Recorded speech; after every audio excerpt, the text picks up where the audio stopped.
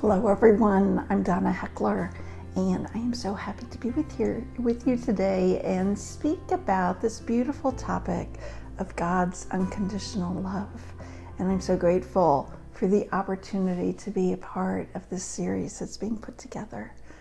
Many of you may have heard me speak before. Perhaps you know my story. Perhaps you've heard the talk that I give called "And Then God Gave Me a Timeout." And in that talk, I talk about having cancer, stage 3 cancer, and that came up just a few months after I had severely injured my leg. So in the period of about 18 months, I'd had 12 surgeries and chemo treatments and radiation treatments, and it was a heck of an 18 months. In the course of that story, I often talk about the many ways that I was experiencing God in those moments. There's one particular story that I don't tell too often, but I thought it might be a very helpful, illustrated story for this most beautiful topic. And it goes like this.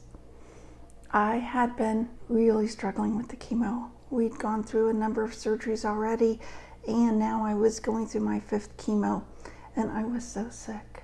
I was so sick. All I could do was sort of lay on the sofa. I could hardly even lift my head. But in typical Donna fashion, I was still trying to work a little bit. And in the course of working, I believe it was my cell phone that was dying. And I knew that I had to go get the cord in the other bedroom to charge that phone. So I sit up from the sofa and I start making my way into the bedroom, and I'm holding on to the furniture, and I'm holding on to the walls, walking slowly around the corners. I only had to go through a few rooms to get to the bedroom, but it was taking me forever. I'd go a little bit and have to stand against the wall and just rest and catch my breath. I get to the bedroom, and I sit down on the bed. Catch my breath again. And I reached for the drawer to get the cord to charge my cell phone. And now the challenge is I've got to get all the way back into my family room, into that sunroom. And I knew I had to get back because my neighbor Jackie used to pop over about 4 o'clock every day. And it was maybe 2, 3 in the afternoon. And I knew Jackie was coming. I would need to be back in my main place in that family room. So I sit on that bed and I wait a few seconds and I think, okay, you've got to get moving again, Donna. So I go to stand up and I'm holding the wall of the bedroom, hanging onto the wall so that I don't fall. And I'll never forget, it was so surreal, all the stuff that was going on in my head. My head kept yelling and screaming at me, come on, you're not that sick. You can move. What are you doing? Your legs move. Why are you holding onto a wall? This is crazy. Get moving. You're just looking for attention. I mean, my brain just wouldn't stop yelling at me. And I was so lost. I was like, but no, I know my knees are going to buckle if I don't hang on. It was in the course of all that yelling and screaming going on in my brain that I heard these words, and they were so powerful, they were strong, they were confident, but they were kind and they were gentle. And the phrase that was said to me was simply, let her be.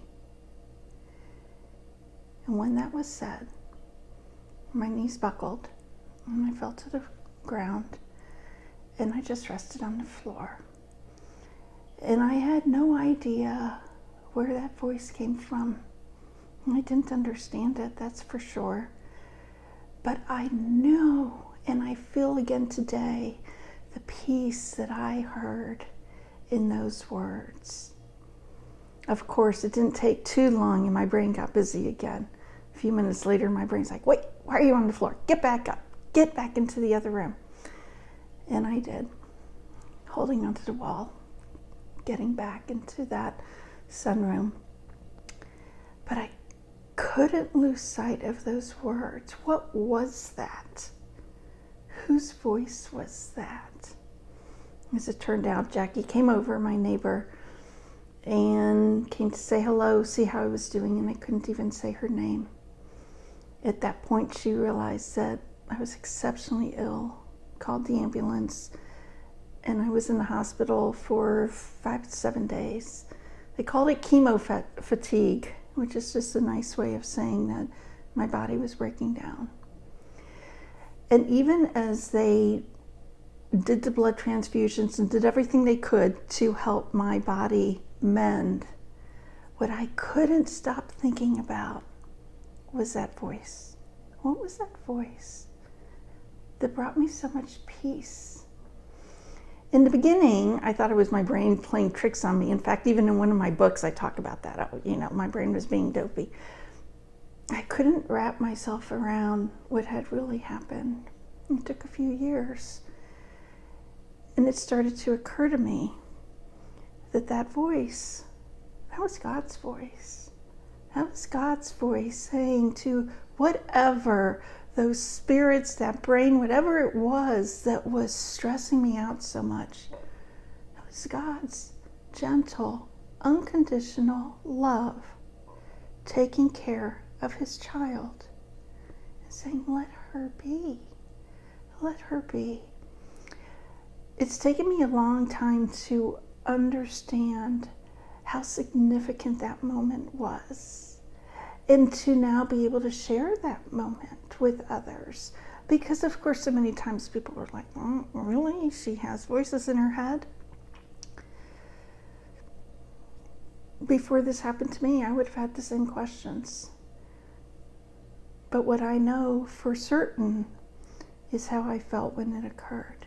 The peace that I had when that voice was shared with me, when that message was given to me.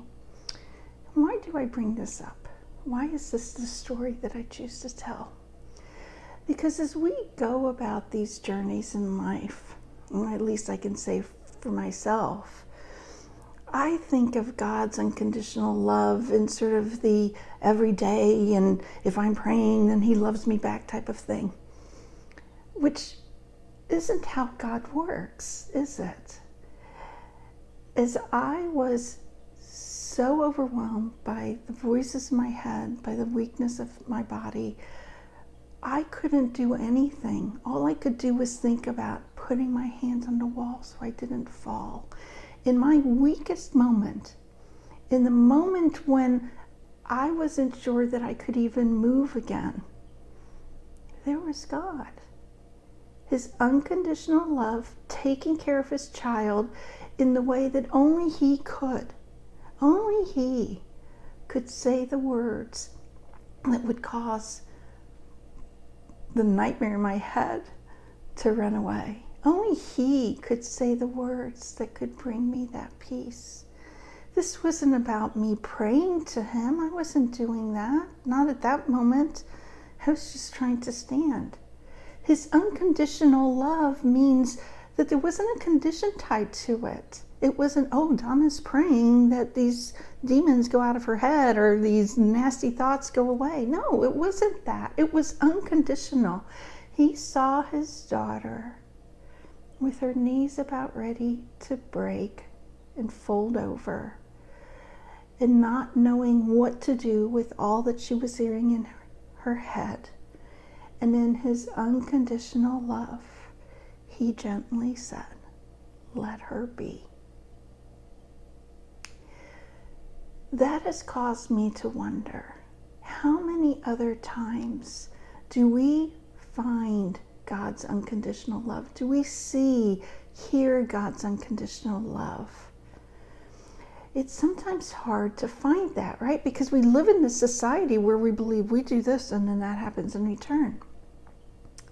That's not God. That's not what he wants.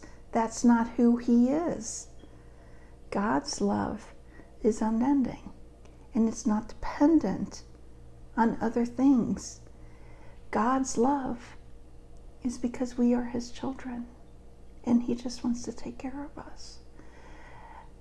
It's taken me so long to understand this, And let me tell you, even as I reshare this story today, and also now when I speak in person, I'll share the story, I feel the peace. But more than anything, I feel the love. I feel the love of a father who was willing to step in and give me a moment's rest. What grace, what mercy did he show me at that moment? As we go forward from this most beautiful conference and we think about God's unconditional love, I know for me, I keep trying to find, when is this happening? I want to be present. I want to be in the moment. And I want to recognize when God is showing me his unconditional love. I'm realizing that he shows it to me all the time. I just have to be awake enough and be present enough to see it. As I go for walks in the morning and I see these beautiful trees. I'm in Florida, beautiful trees, and I see these most wonderful flowers and the birds are singing, and isn't that God's unconditional love as well?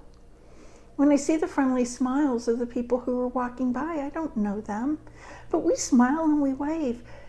Isn't that God's unconditional love in action? I'm starting to recognize that God's unconditional love is all around us. Sadly, it took me being brought to my knees, literally, to be able to really hear his voice, to be able to really see and feel that love. And I share that with you today because I hope that you can find God's unconditional love in the moments of your day. I know you can, because I know he's there, and I know he's looking out for every single one of us. As I always like to say, my friends, be radiant. Get out of the way and let God shine through. His unconditional love can shine through you as well.